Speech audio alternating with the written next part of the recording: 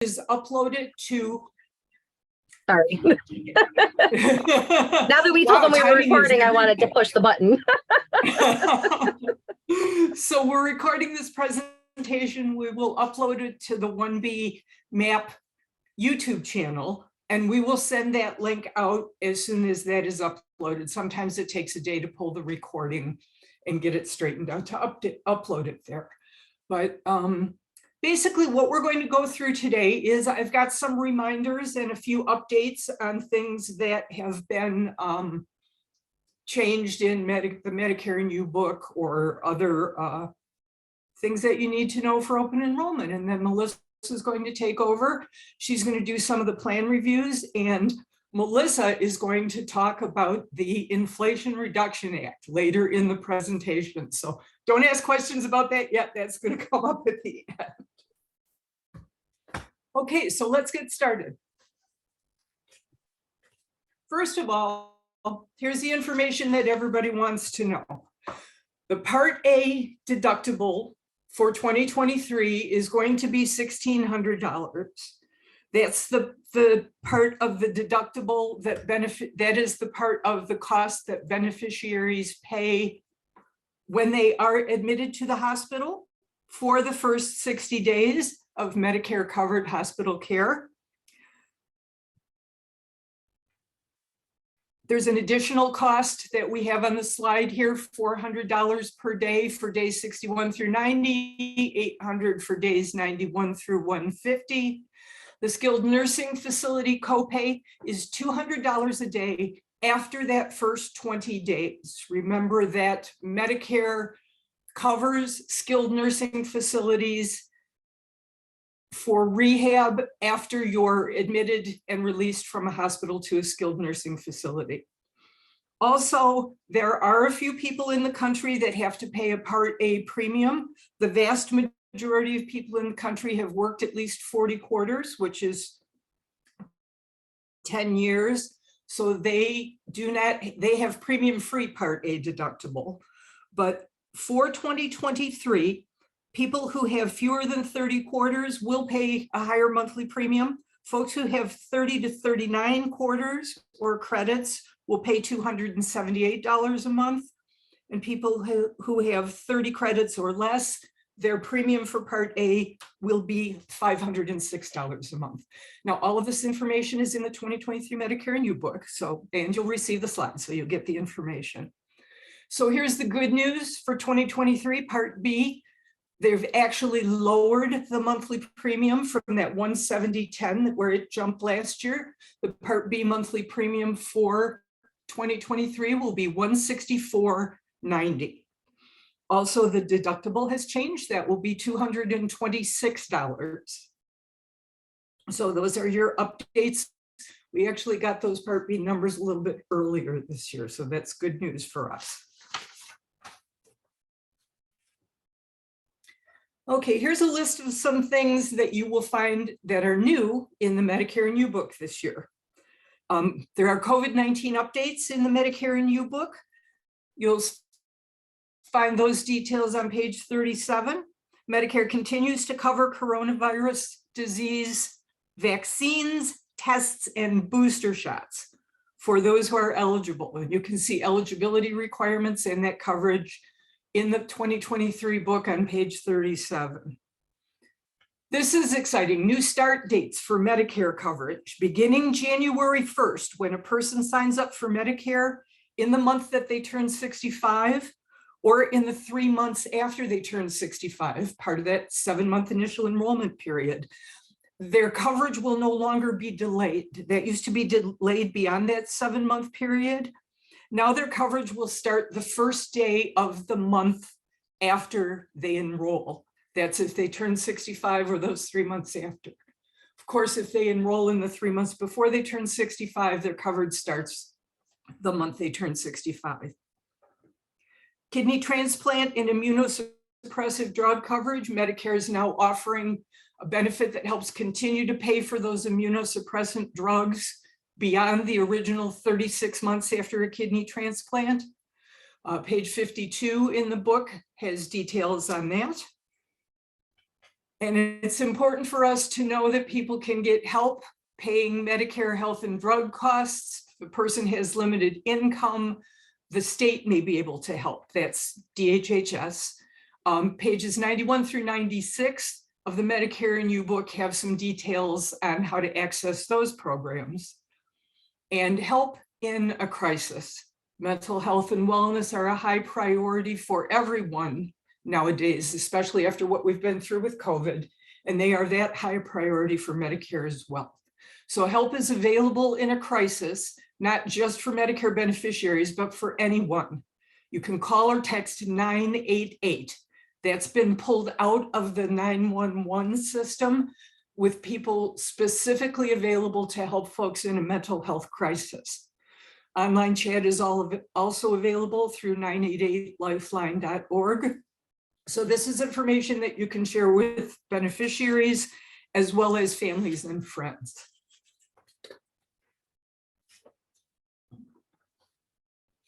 Observation status versus hospital admission. This is something that we include in a lot of the presentations that we do. Observation status in a hospital is covered by Medicare Part B. Hospital admission status is covered under Medicare Part A. The issue is if you are not admitted to the hospital, you don't get all the benefits of Part A if you're just there under observation. Also, a skilled nursing facility during normal times only pays after a 3-day actual hospital admission under Part A.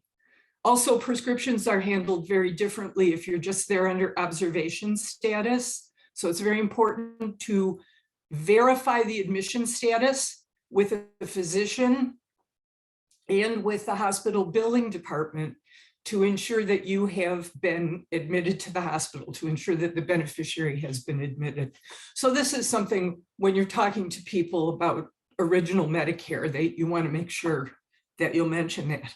However, the next slide highlights that during the public health emergency, that 3-day admission status has been waived for many people because of the issue of being unable to be admitted to the hospital because of the public health emergency, because of the vast number of COVID cases that were being admitted to the hospital.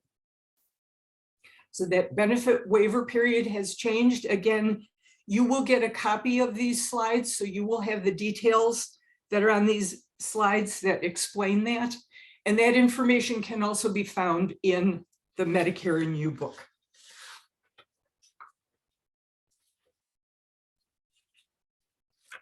Okay, Medicare home health care. There's a lot of information available on this. There's a demonstration program with Michigan and 4 other states in the US where a pre-claim review is being done by insurance companies, by Medicare, by the physicians before home health care is covered by Medicare. Michigan's been identified as an area where there's a high instance of improper home health care coverage. That's fraud and abuse in Medicare. So this is, again, a demonstration project. It began 2 or 3 years ago, I believe, but that does continue. And if you look up Medicare home health care on the web, you can find pages of information about this particular demonstration project. Okay. And don't forget Levanta. What you want to forget is Kepro, because they are no longer the people that we contact for these services. Levanta now handles reviews and appeals for beneficiaries who question the care that they received, or if they believe that they've been released from a hospital or a skilled nursing facility sooner than they should be. If there's a need to file a formal complaint about the quality of care, Levanta can help for that. And they advocate for beneficiaries who have these issues. So that isn't something that we can do for them. We can provide beneficiaries and their family members the information about Levanta, but either a family member or the beneficiary needs to make that call to kick the Levanta advocacy into operation for a particular case. Reminder about the healthcare marketplace and Medicare: they do not coordinate. When someone becomes eligible for Medicare, they need to drop their marketplace coverage in favor of Medicare. If they don't enroll in Medicare, but they're eligible for Medicare, they lose the tax credits that they were allowed for a marketplace plan. And also they may be penalized for not enrolling in Medicare at the appropriate time.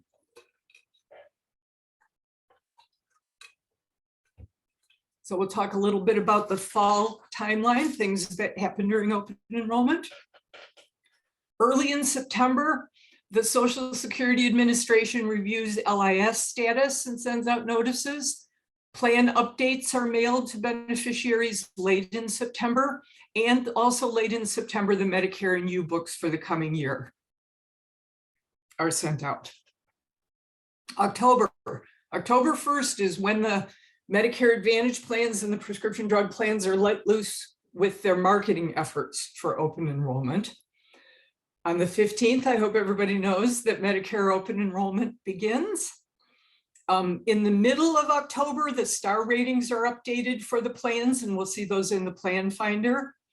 Late in October, non-renewal notices are mailed, and also LIS redetermination notices are mailed to beneficiaries. So this says in November, Part B premium is announced late in November, but we received that earlier this year. However, late in November, the COLA, the cost of living allowance announcement, is made, and everybody's kind of excited that this year beneficiaries may get to keep some of that COLA increase because the Part B premium went down. Again, early in December, the Part B premium might be announced, but we got that early. COLA announcements may not come out till early December. And on December 7th, we're done with open enrollment. Then everyone also knows any plan that someone's enrolled in during open enrollment, their coverage begins on January 1st of the following year. Little chart and reminders about fall mailings. Social Security Administration mails out those low-income subsidy redetermination, that's my least favorite word in Medicare, redetermination notices. And if anyone has lost their deemed status for the low-income subsidy, they receive a notice of that in September. CMS mails out notices of consistent performance, consistent low performance by plans. That allows a beneficiary the opportunity to change their plan if it's been consistently poorly performing. CMS also sends out a notice that's called an LIS chooser. A beneficiary gets this notice if you get extra help, you joined a Medicare drug plan on your own, and your plan's premium is changing. This notice gives a beneficiary a notice that they're going to have to pay a part of the plan's premium, and it gives them an opportunity to look for a new plan that is covered in the LIS program. Also, we didn't change the date from 2022 to 2023, but the CMS is the ones that mails the Medicare and U books. And then the plans start sending out marketing materials.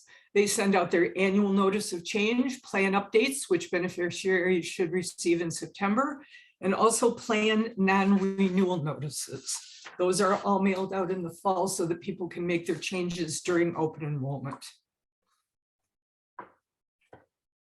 So a little reminder about enrollment periods. Folks' initial enrollment period when they're turning 65 or when they become eligible due to a disability.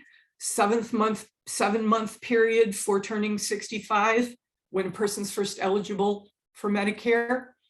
The open enrollment period, October 15th through December 7th, is for changing Part D plans or changing Medicare Advantage plans. And then people are allotted a special enrollment period if they're moving, if they are on the low income subsidy, if they lose their coverage because they've stopped working and they lost employer coverage, maybe the plan that they had no longer covers the area that they live in. There's a variety of special enrollment periods, and there is a chart that's available if you want that multi-page chart of special enrollment periods. Let your site coordinator know, and we'll send it to you.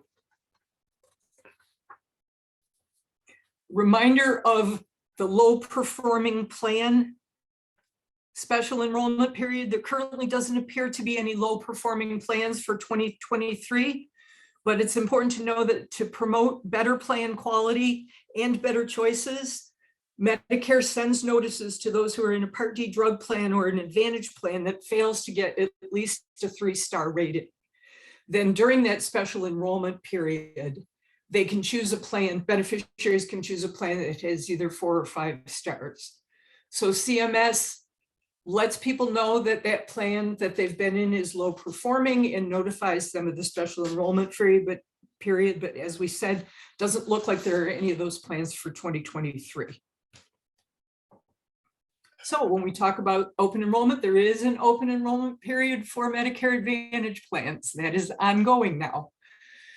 January 1st through March 31st, people who are already in Medicare Advantage plans can switch between their Medicare Advantage plans like they can during fall open enrollment. Now, the difference is January 1st through March 31st, they can't newly enroll in a Medicare Advantage plan. They can only do that during our fall open enrollment period. But January 1st through March 31st, that's the opportunity for people to switch from one Medicare Advantage plan to another. Their coverage will start the first of the following month when they change Medicare Advantage plans. That's also the time when they can drop their Advantage plan and enroll back into original Medicare, pick a prescription drug plan, and also it's an opportunity for them to look at Medigap plans. Now, if they're outside their original opportunity to get a Medigap plan without medical underwriting, that's something that might make a difference on whether or not they choose to go back into original Medicare. And then when that last note was when 2023 fall comes around, October 15th through December 7th is the dates for fall open enrollment, no matter what days of the week they fall on. Okay, the reminder about people who are dual eligible or who have the low income subsidy, special enrollment period, those folks can change their plans quarterly during the first 3 quarters of the year. And then their coverage will take effect the first of the following quarter. So they have an opportunity to switch their plans period.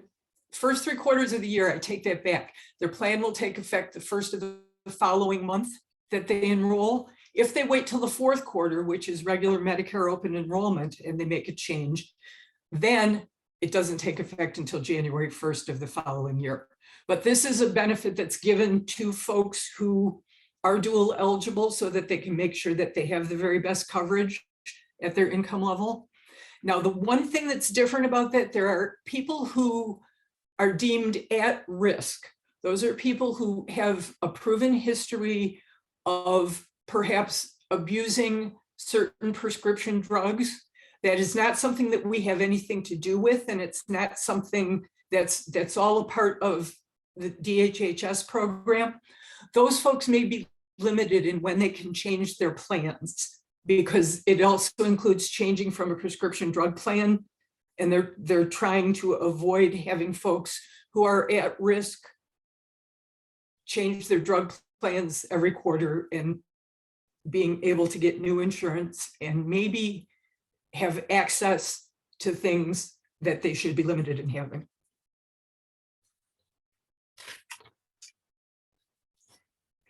Plan finder reminders: in order to do a personal search for someone, they have to have a Medicare.gov account. We are attempting to, there are a couple of counselors who have volunteered to contact beneficiaries in advance. If the beneficiary tells us when they make their OEP appointment, that they would like to have someone contact them and set up a Medicare.gov in advance, a Medicare.gov account in advance. I can tell you from our experience in Macomb County, this is not going very well. The people who said they'd like to be contacted are not returning the calls to the counselor who volunteered to do this.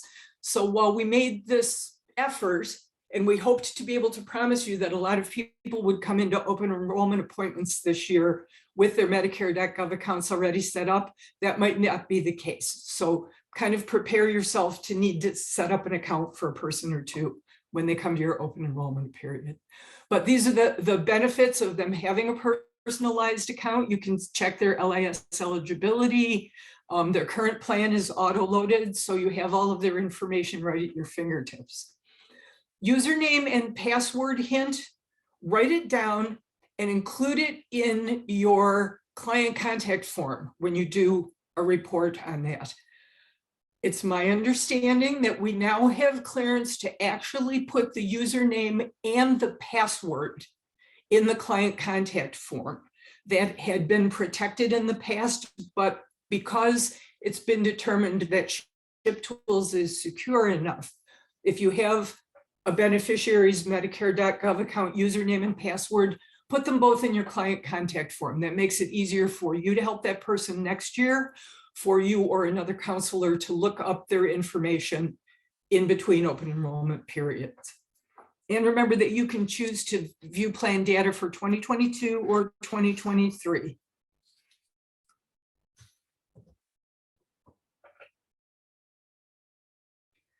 So the open enrollment frequently asked questions. I enrolled the person in a prescription drug plan or a Medicare Advantage plan with a prescription drug coverage, and they changed their mind. Can anything be done? The thing to remember is the very last enrollment that's done during open enrollment is what takes effect January 1st of the following year. So people can change their minds 3 or 4 times from October 15th to December 7th. The very last enrollment that they do before December 8th, or up until 11:55 p.m. on December 7th, that's the one that will take effect January 1st of the following year. So can I enroll a person in a Medicare Advantage only plan with no drugs and with a prescription drug plan? Well, with HMOs or PPOs, you can't, because if someone enrolls in an HMO or PPO, they have to get their drug coverage through the Medicare Advantage plan, because those are network plans. The Medicare Advantage plans are structured like HMOs or PPOs, so they would need to use network pharmacies as well. The fee-for-service plans, which are not currently available here, someone can enroll in a fee-for-service plan without drug coverage if it's available, and then enroll in a prescription drug plan separately. We will keep you posted on whether those options are here. In the past, we've said most Medicare Advantage plans include prescription drug coverage. It's still important to check that, but it appears that virtually all of them include prescription drug coverage now. Reminder about extra benefits from Medicare Advantage plans. If folks have a Medicare Advantage plan and that plan offers a rider for dental, vision, or hearing coverage, that rider is actually a separate insurance policy. And if they disenroll from that Medicare Advantage plan, they have to cancel the riders as well. However, there are Medicare Advantage plans that have extra benefits that are actually included as part of the plan. Fitness benefits, some have transportation, some have a monthly or quarterly stipend to buy over-the-counter drugs, telehealth plans. Many of the Medicare Advantage plans are offering those at a 0 copay. Those kinds of benefits go away when someone disenrolls from a Medicare Advantage plan, and they're included when they enroll in their new Medicare Advantage plan. So the important thing to check for someone is whether dental, vision, or hearing that they have is actually a rider for the plan or it's included in the plan's benefits. Medicare Plan Finder problem triage. First, please rule out any issues with your computer or your network. You may need to log out and log back in with your computer. You may need to disconnect and reconnect if you're using Wi-Fi. Try to rule those issues out first. If there are issues with bandwidth, that things are just running terribly, terribly slowly, that is something that we can report to CMS. Now, of course, the peak times for using the Plan Finder are 11 in the morning till 5 at night. So that's when we'll be using it, but at least we can report, and sometimes they can reset the servers and give us a little more bandwidth to work. Record the problem as specifically as you can, what the issue was, the date and time of the problem that you're having. I hope everybody's in the habit of having a little notebook or note paper with them when they do open enrollment counseling. And there is an intake form that can be done, but contact your site coordinator if you have a problem that you want to report to CMS, and we'll make sure that they know and we'll try to get it straightened out. Okay, so that is the end of my part of the presentation. And now I will turn the rest of the presentation over to Melissa. Awesome. I'm going to leave my camera on because I just want you to see my beautiful face. I just want to engage more is really what it is. And I'll say goodbye to everybody now that I'm done. So we'll let Melissa start. So I am going to start here where we talk about the standard benefit structure. I can get my mouse to, there we go, move the slide. Okay. So this is our standard benefit parameters for 2023. There has been an increase in the Medicare Part D deductible. It has increased to $505. There's also been an increase to the initial coverage limit. It's now at $4,660.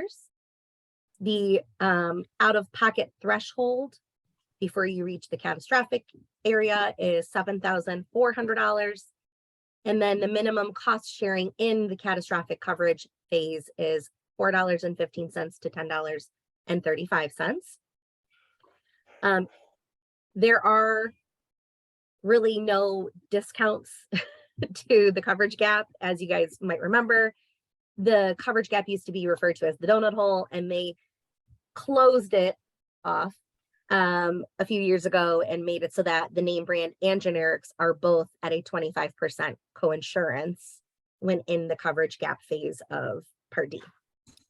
When it comes to the Part D late enrollment penalty, it is based off the national base premium, which has changed to $32.74. So it actually went down. And then when it comes to the extra help copayments, for those that are institutionalized, copayments are at a $0 copay. For those on My Choice or the home and community-based services, that's also at a $0 copay. For those on LIS at 100% of the federal poverty level, and typically just auto-enrolled due to their dual eligibility with Medicaid, those copays are $1.45 to $4.30. When it comes to the full extra help benefit outside of the Medicaid aspect, so somebody who wouldn't qualify for Medicaid, the minimum and maximum copays are $4.15 to $10.35. And for partial extra help, the deductible has increased to $104, with the copay staying at the 15% coinsurance. When it comes to the benchmark premium, so this is what LIS is going to pay in premium to the plans that work with it, is $32.65. So if there's something that's above that, that's where that LIS chooser form would come into play and would let somebody know that the plan is $4 above what that benchmark number is. And so they should expect that they're going to have to pay a slight monthly premium. So here's a little closer look at that standard Medicare Part D basic structure. So when folks have the Part D coverage, typically if they have a plan that has a deductible, they enter into the deductible phase. That's where they're going to pay the full negotiated costs for their drugs up to $505 for 2023. It is important to note, especially for beneficiaries, that if they don't see their medication really reaching that deductible, it's likely because it's a tier 1 generic drug. And some of those really aren't going to apply to that deductible. If it's a copay of $1, or if they don't have a copay, some of those things really aren't going to reach that deductible. But once the deductible is met, then they will start to pay their set copays and coinsurances for their drugs, and they'll enter into the initial coverage phase. So again, they're going to pay their copays or coinsurances that have been negotiated on their meds until they have paid a total of $4,660 in total drug costs. Now, the total drug cost does include the amount that the beneficiary has paid and their plan has paid towards those covered drugs. Once they have met that $4,660 amount, they will then enter into the coverage gap, or what we used to know as the donut hole. And that's where they're responsible for 25% of the cost of their drugs until they have reached that true out-of-pocket cost of $7,400. Now, also, the insurance can be billed up to $11,206 in retail costs for their meds. And they can also exit the coverage gap that way, whichever comes first, the true out-of-pocket or that total retail cost. Now, once they've paid that true out-of-pocket amount of $7,400, or the insurance has been billed in retail costs $11,206, they then enter into the catastrophic phase. And this is where they're responsible for the 5% coinsurance of the total cost of their drugs, or the $4 or the $10 copay, whichever is, I guess it's the least or something along those lines. I'm not sure how they entirely decide that, but that catastrophic phase is usually the one everybody likes to see, other than the donut hole. So the coverage gap, again, 25% coinsurance for the generics or the brand name meds. I really would like to tell you that they have plans to change that, but this has been, gosh, almost 5 years. So I don't know that I foresee that changing anytime soon. But for right now, for 2023, it's a 25% coinsurance for the generics or the brand names once they enter that coverage gap. Okay, so the late enrollment penalty. If a beneficiary did not have creditable coverage and they did not enroll in Part D, then they have a late enrollment penalty for every month that they were not enrolled. The monthly penalty is tacked onto their monthly premium, and it will continue with them for the entire time that they have Part D coverage. So that is going to be calculated based off of the Part D base beneficiary premium, which this year is $32.74. It's 1% of that $32.74 for each month that they did not have the creditable coverage and did not enroll in Part D. Again, an important piece to note, especially for the beneficiary, is that that amount does change each year as the Part D base beneficiary premium changes. All right, IRMA. So we do have some folks that have higher incomes, and with that, Medicare adjusts how much they pay for their monthly premiums. It is based off of their IRS tax returns from 2 years prior. So for 2023, they're looking at 2021. There is 6 income categories, and each one has a set dollar amount on their sliding scale. For Part D, we have those IRMA numbers early. I'm so excited. We don't normally get the IRMA and the Part A and B as early as we do this year. So we're very, very pumped to have that for you. But for an individual tax filer with an income higher than $97,000, that's where they're going to start to see that sliding scale with the IRMA adjustment tacked onto the monthly premium. So for somebody at the $97,001 mark or higher, up to $123,000, they're going to tack on an extra $12.20 to their monthly premium. And as you read down the rows, you can see how that correlates with the monthly amounts for that Part D. Likewise, if somebody is a joint tax filer and they are above $194,001 to $246,000, they would also see that $12.20 tacked on to the monthly premium. So this chart is in here for you guys. Again, we're going to get these slides out to you after the presentation. So you'll have this chart handy, and we will also make it a point to put it into the toolkits for you guys so that you can let folks know what those IRMA numbers are for Part D. So when it comes to LAS Extra Help, again, this is based off of an income threshold for the federal poverty level. There is an asset portion to it too. So you want to make sure that you check the yellow paper. The yellow paper is going to be the one that goes over those LIS income and asset restrictions for an individual, and also shows you what the benefits could be depending on where they fall on that federal poverty level. But these numbers are always announced in January. So if eligible now for LIS, they will be eligible for the remainder of 2023. And the benchmark premium, again, just so that if they want to have that premium paid for, is $32.65. So now let's take a look at the plans. So in total, we have 24 Part D plans available for 2023. Of those 24, 15 are enhanced, 9 are basic, and 4 of them have a 0 deductible. The lowest premium at a 0 deductible is with WellCare Medicare RX Value Plus. That's a mouthful. That monthly premium is running at about $71.30, an increase from last year. But we have 17% of our plans with a 0 deductible, which is good. We have 5 plans that are under a $25 monthly premium. So that's 20% of the plans. The lowest Part D premium is with SilverScript Smart Saver. It is $3.20 a month. It is a decrease of $4.30 from last year, which is great to see. And the highest Part D premium is with Prescription Blue, and it is $112 a month. That has consistently been the highest priced Part D plan available to folks. The average Part D premium is about $46.29 a month, which was an increase of $1.20. And we have 4 Part D plans that offer the gap coverage. And of those, the lowest cost plan with the gap coverage is Cigna Extra RX, and it's $51.90 a month. So as we look here at the MA plans, there are a couple of more that were added in with some Part B premium reductions. So just a quick word on the premium reductions.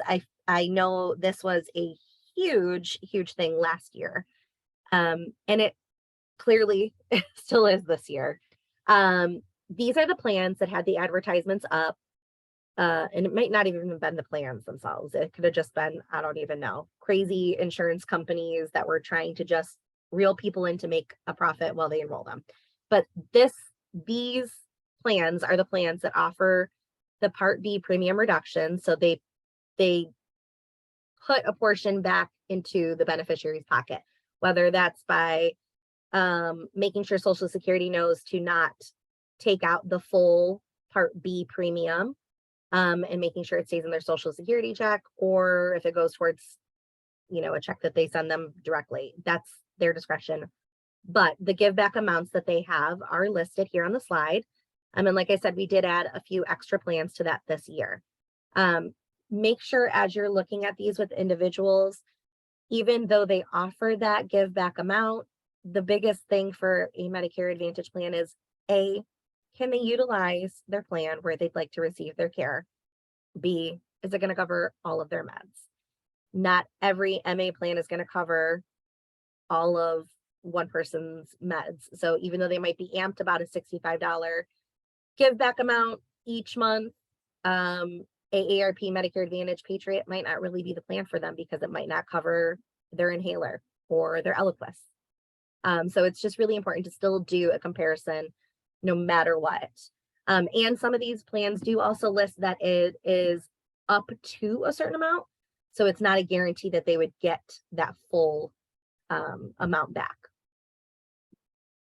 So these are the Part D plans that function with the Extra Help program and are a 0 monthly premium because they're under the benchmark of the $32.65.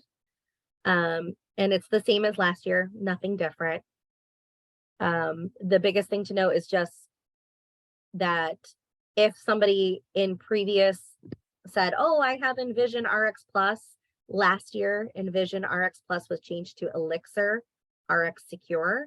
So if they had had Envision for a long while and they still just haven't gotten the knack of the new name, Elixir RX Secure was previously Envision RX Plus. So when it comes to special needs plans, these are the plans that are available for those who have either a chronic illness, are institutionalized, and that would mean like in a long-term care facility, or they're dual eligible. So they qualify for Medicare and Medicaid. So the chronic illness plans are through Align, Erickson, and Zing. For those that are institutionalized, that's Erickson, Longevity, and Align.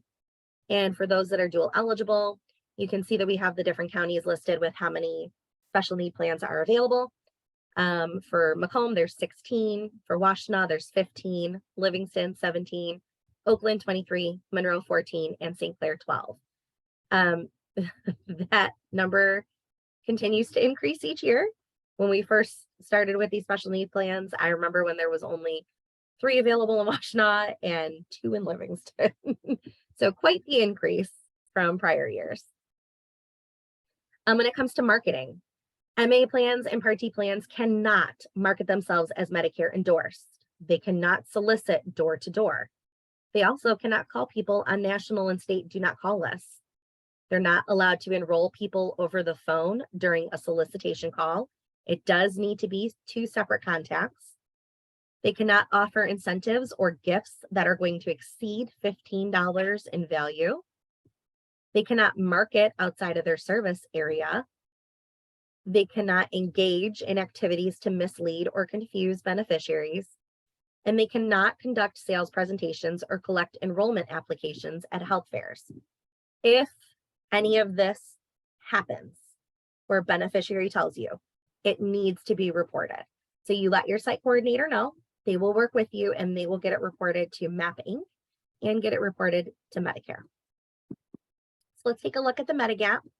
So it's just a review of the basics. So you've got your standardized plans A through N. Their rating methods are different. We still only have the 1 community rated plan with AARP United Healthcare. And then the others are either issue age or attained age rated. The enrollment periods, typically when somebody wants to enroll into a Medigap policy, we recommend that they do that during their first 6 months that they had Medicare Part B and were 65 and over, so that they have guarantee issue and that there's no medical history that they have to run through for medical underwriting. They are guaranteed that they can enroll in a plan. Now, if they choose to do something outside of that initial Medigap enrollment period, the first 6 months that they have Part B and are 65 or over, then they might jump into other reasons they could qualify for a guarantee issue, like an involuntary loss of coverage, or if they did the trial right. Let's say they decided to enroll in a Medicare Advantage plan their first time, and they're within that first 12 months, that's that trial right period where they can try the Medicare Advantage plan and then choose to leave and enroll in a Medigap policy if they're unhappy. And then if they choose to not make any changes and they wait and they don't have a guarantee issue, and they decide to do it at a later point in time, if they do so, they can be subject to medical underwriting, which can then in turn deny them the plan coverage. So just an important note for everyone, not all Medigap plans are sold to those that are under 65 with a disability. If a beneficiary is under 65 with a disability and then turns 65, let them know that they're eligible for that Medigap open enrollment period where they can jump into something different. And they also want to make a call to their Medigap provider if they decided to take one. We know that those are typically crazy expensive. We're talking $400 or $500 a month for a premium. If they took that, they need to let that Medigap provider know that they are now 65 so that they can decrease their pricing. Effective 2020, beneficiaries that were new and aging into Medicare no longer had the opportunity to purchase Plan C or F. That's still happening. Medigap plans D and G are still the alternatives to C and F. and anyone who is still enrolled in their CNF can keep their plan. Why this took place back in 2020 is because Congress decided they wanted to level the playing field and that they weren't going to offer a plan anymore that was going to pay that Part B deductible.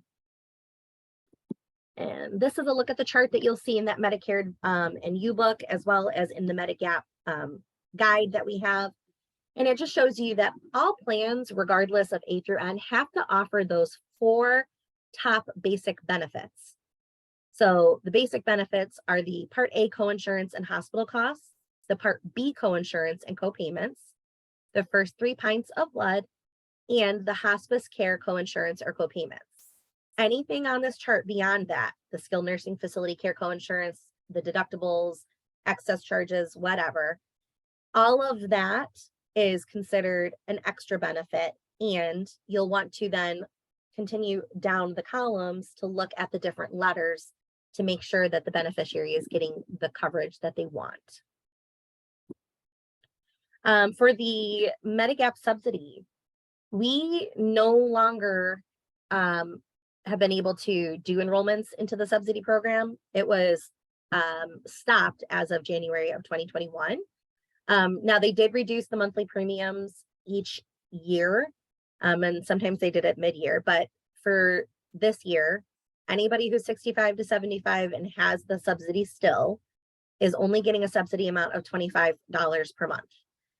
Anybody who is over the age of 75 is getting $45 per month, and anybody under 65 with disability is getting $75 per month. It's still with the same 5 plans, but the subsidy is set to end 2023. And we did recently hop onto their website just to confirm, and their website does confirm it will end in 2023. So the biggest thing is if somebody has the subsidy, they need to know it's going to end and can plan accordingly. So some Medigap policies are offering extra benefits. We know that they were starting to offer dental, vision, hearing, and gym memberships. And at the time of compiling the list, this was the companies that offer those extra benefits. We are going to continuously try to go through and update the list as we see the changes. But just know that if somebody is dead set on a Medicare Advantage plan because they want dental, vision, and hearing, there are some Medigap policies that offer that. So that is a note that you can bring forward for them when they're making their choices. So how to shop for a Medigap. Remind them. They want to pay attention to whether they're in their open enrollment or their guarantee issue. They're going to want to think about their health status, their age, the type of coverage they're wanting, the cost they're willing to spend each month, the customer service, and of course, the extra benefits. The best way to find a Medigap policy is going to be through the ShipTools tool. This is because the ShipTool tool is actually updated regularly, whereas Medicare's Plan Finder updates typically around August, and it relies really on those plans getting things up to date. Our ShipTools tool that we use is updated by somebody externally. So they're going through and looking at things. You can also get information on Medigap through Michigan's Department of Insurance and Financial Services. And there's Michigan Association of Health Plans that can also provide info. All right, so here's the biggest thing. This is the thing everybody wants to know about. The Inflation Reduction Act of 2022. Sorry, I need to adjust my computer for a second. It was slipping on me. Apologies, everyone. Okay, so the Inflation Reduction Act was signed into law by President Biden on August 16th, 2022, and it includes several provisions. That would be creation of a 15% corporate minimum tax rate, IRS tax enforcements, energy security and climate change investments, Affordable Care Act subsidy extensions, and the big thing, the thing we all want to know about, the Medicare prescription drug price reform. So let's take a look at it. The issues within Medicare's prescription drug coverage is that it's something that is crazy expensive. I mean, the amount of spending on prescriptions within Medicare is billions of dollars. And it's a problem. It's a problem because it creates higher Part D premiums, higher Part D co-payments, higher Part B premiums, and a faster depletion of the Medicare trust fund, which gets rid of Medicare for those that have it. So 29% in the last year alone have not taken prescription medications because of the cost. It's difficult for people to afford prescription drugs. So how does the Inflation Reduction Act help? Well, there are now requirements on the federal government to negotiate prices for some of the most popular medications under Medicare. And it's requiring drug companies to pay rebates if prices rise faster than inflation for drugs used by Medicare beneficiaries. They're working to eliminate the 5% coinsurance for catastrophic coverage in Part D. They are adding a $2,000 cap on Part D out-of-pocket spending. They're going to limit the annual increase in the Part D premiums for a limited time. They're going to limit the monthly cost sharing for insulin to $35 copays per covered insulin medication. They're going to expand the eligibility for the Extra Help program to meet those that are kind of in that in-between stage where they don't quite qualify because they're just a smidge too high, but they're not high enough to make ends meet. They're also going to eliminate the cost sharing for adult vaccines under Medicare Part D.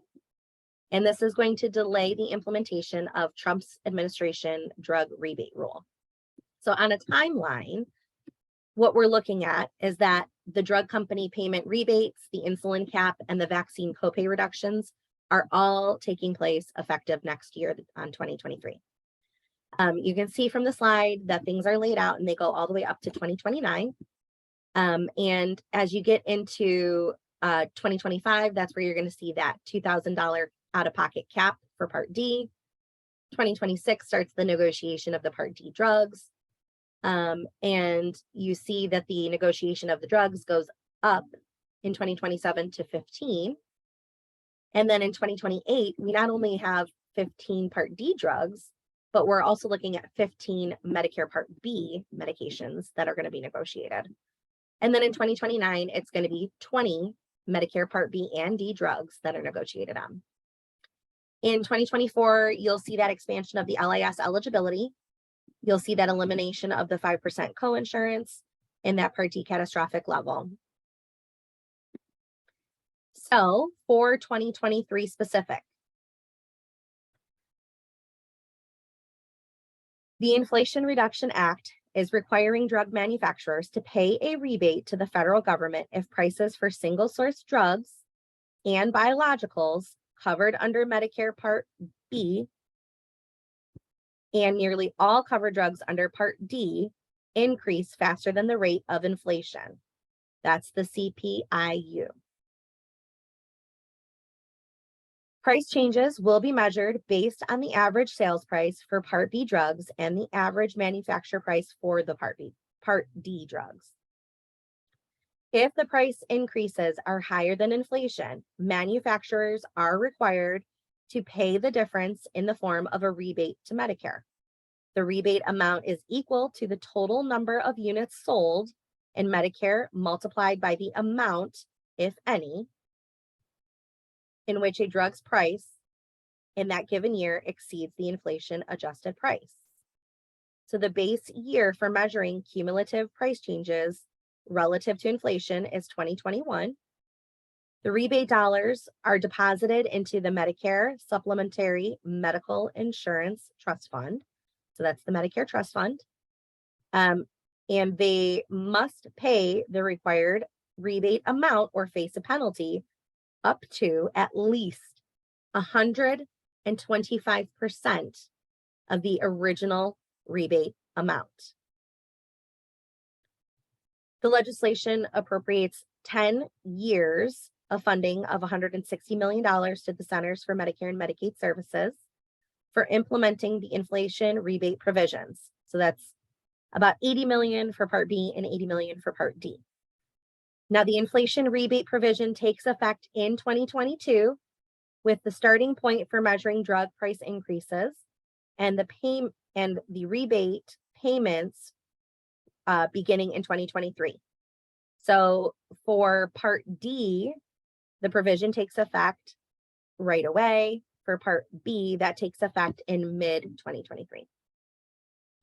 This is expected to in turn limit the out-of-pocket drug spending for those with Medicare and discourage drug companies from increasing their prices faster than inflation. When it comes to the Inflation Reduction Act and the cost sharing for insulin, the Inflation Reduction Act is limiting monthly cost sharing for insulin products to no more than $35 for Medicare beneficiaries. This includes insulin covered under both Part D and Part B, and no deductible will apply so long as it is a covered medication, meaning it has to be a covered insulin under the plan that they're signing up for. This is incredibly important, especially when it comes to documentation, because with this taking effect so quickly from when we get information from the plans and Medicare's plan finder, Medicare did not have an opportunity to update the insulin pricing with all the plans. So yes, the cost sharing would show differently on Medicare's plan finder from this information, but that is okay. We do have ways to document, and we will go over that shortly. Now, when it comes to the adult vaccinations, this is required to take effect in 2023, and it is going to cover the Part D vaccinations at no cost and eliminate that cost sharing for those on Medicare.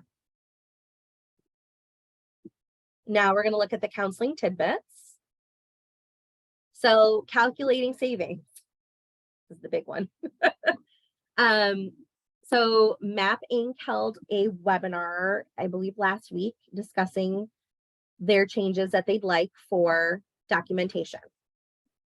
You're still going to click box 6 and box 32. You're still going to have the drop-down boxes pop up where you have to click that you have the comparisons for the new and the old plan. You still have to click the box that says you have the enrollment confirmation. The difference for this year is that when you are looking at the plans, instead of just printing the very first page that shows the 2 or 3 plan comparisons with the old plan and the new plan, you now have to print plan details for the current plan, the new plan that they're going to enroll in, and the enrollment confirmation form. You don't have to print it in a physical sense. You can save it as a PDF, but either way, those are the 3 documents that have to be uploaded into ShipTools in order for the client contact form to count. This is our way of poking the bird. We don't have a bird we can poke anymore in our application enrollments. We only have this opportunity to show what we're doing and helping our communities.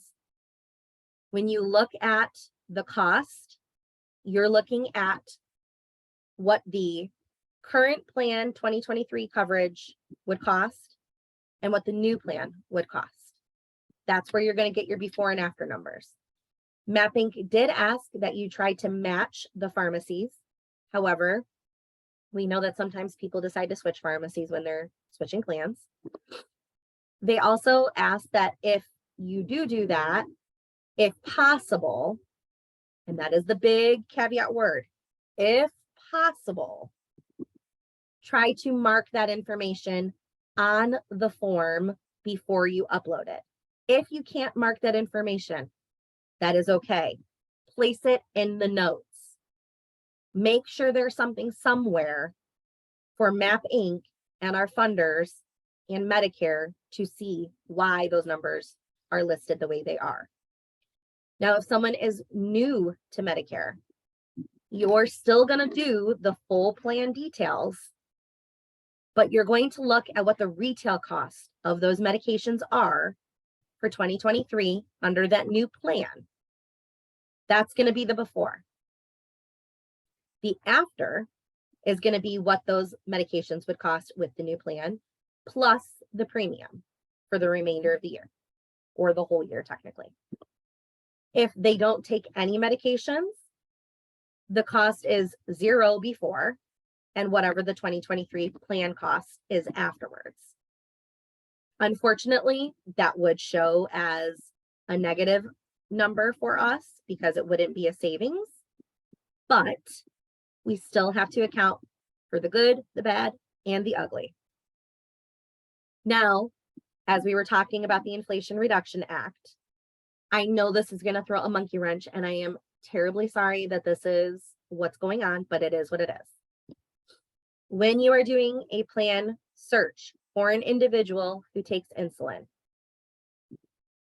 what you need to do is first run the comparison for the plans, regardless of MA or Part D, without the insulin listed on their med list. This is because we want to get a good gauge of the plan that is going to be the least expensive for them. We know the insulin, as long as it's covered under that plan, is only a $35 copay. So we don't need to see a $2,000 Humalog cost mixed in there just because it's maybe a med that they cover, but it's a higher tier and it's not quite showing the $35 copay yet on Medicare's website. Once we know that they're interested in a low-cost plan, then we toss in the insulin or insulins to make sure that it is covered under that plan. If it is on their formulary list, it is a $35 copay. I don't care what Medicare's website says. It is a $35 copay. CMS informed us of this process themselves during that boot camp training that we sent to you guys. So we promised you we are following CMS's guidelines, and that is how we have to do it. Is it frustrating? Is it an extra step? Yes. But there is nothing we can do to change that at this moment. Once it is updated and we know that, we will make sure you guys know so that we can go back to what we were doing before, which is just tossing in everything into the med list like we would, and then running the comparisons. But for the time being, you need to run a comparison without the insulin first.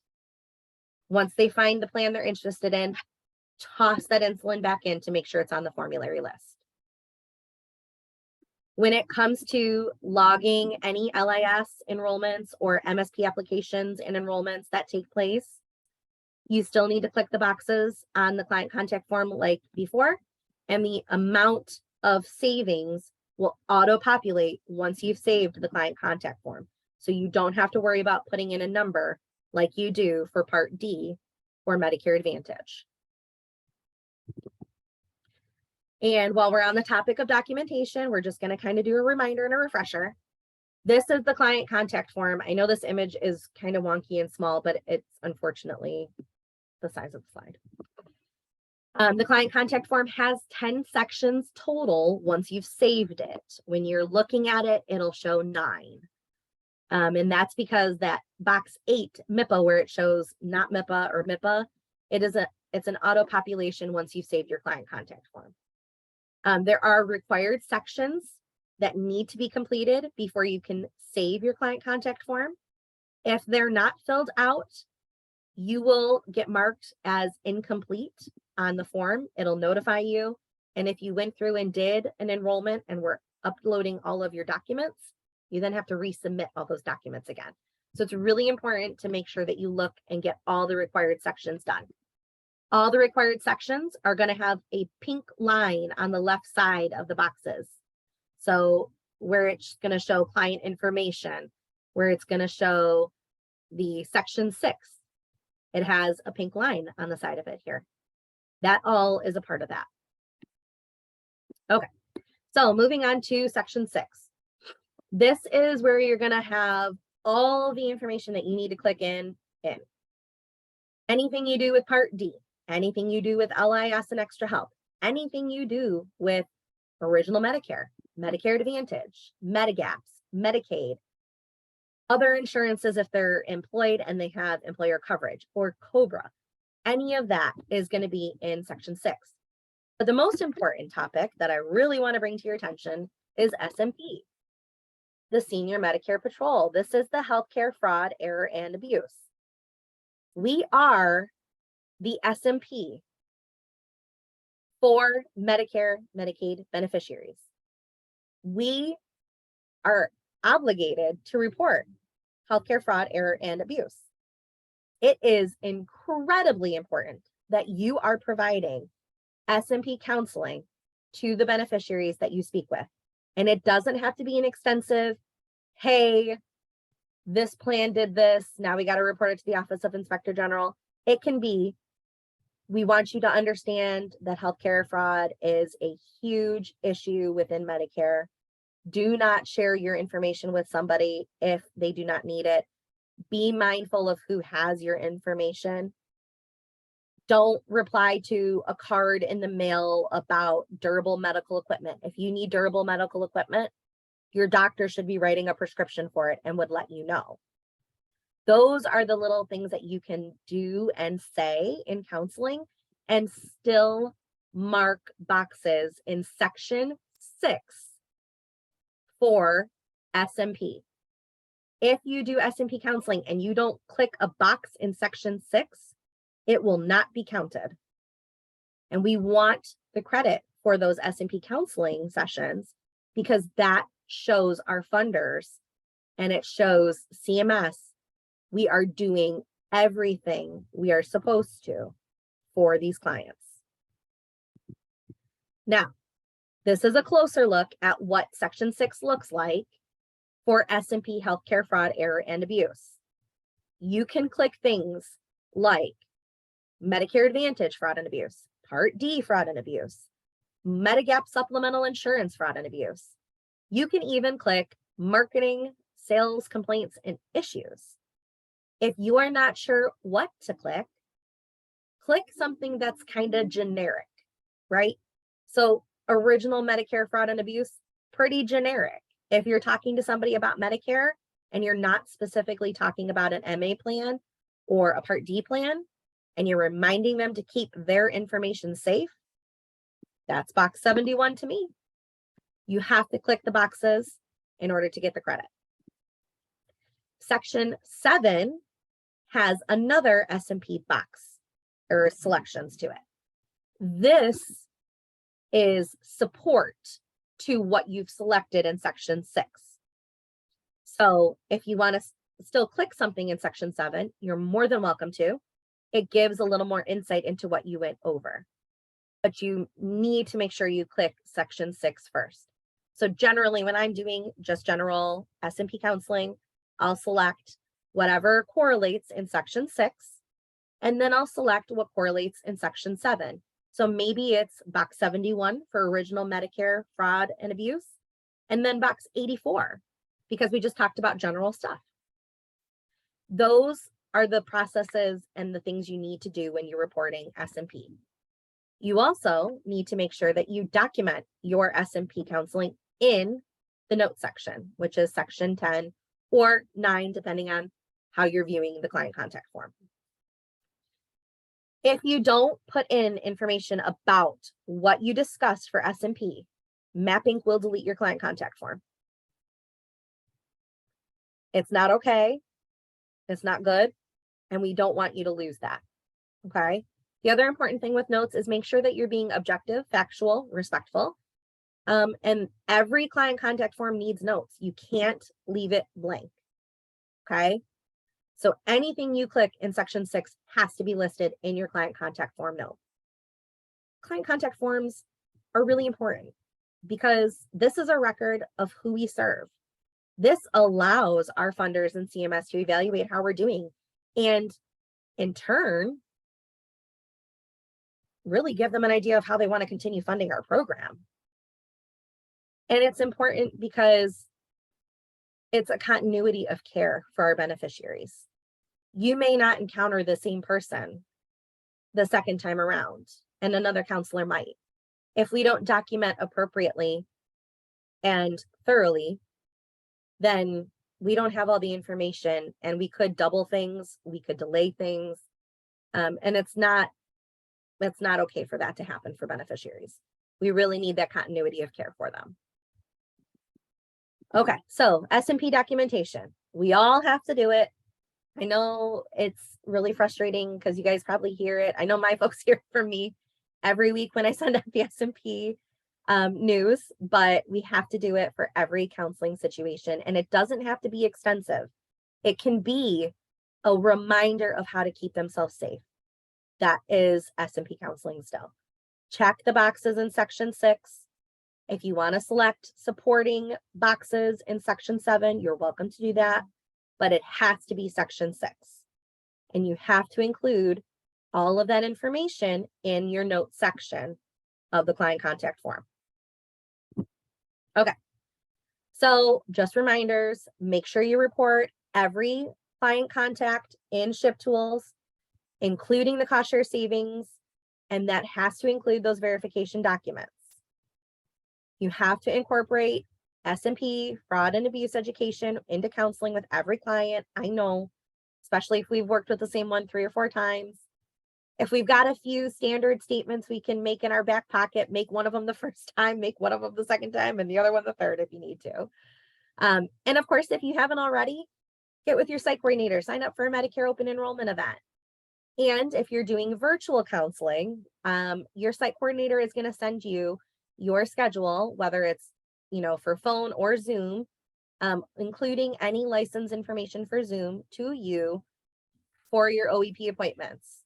Now, Live Mon Wash is completely virtual this year. Unfortunately, we just don't have large enough facilities to accommodate the larger numbers that we would normally see.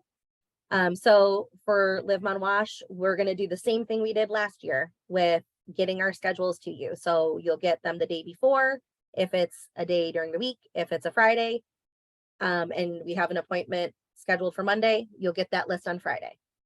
As for Bev and Sharon, they have their own process. So I will let you speak to that, Bev.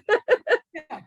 So I'm back. So I'm actually starting to get pretty excited now that it's a week and a half out, that we're actually doing in-person open enrollment events. I want to thank everybody on the team who's able to do in person this year. Everybody's really come forward, and it's awesome, and it's exciting because unlike Live Mon Wash, we have sites where they can keep us safe separately.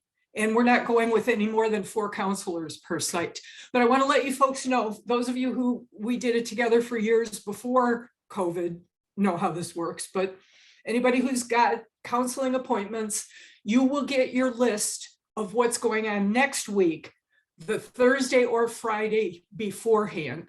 I know I've sent you all a list of your total counseling commitments. I don't know that I'm going to have a chance to do that again, but you'll definitely get your schedules a week in advance, whether you're doing virtual counseling, because I do have a couple of counselors who have offered to do virtual counseling, or you're doing in person. I'll send you your whole schedule the week before. And we have all of next week for you to ask me any questions that you have about that, or if you've suddenly scheduled surgery or doctor's appointments, let me know sooner rather than later. Thank you.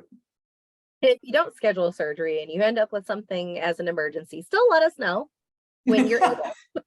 That would be good. If you have an emergency, call Melissa. I'm kidding. I'm kidding.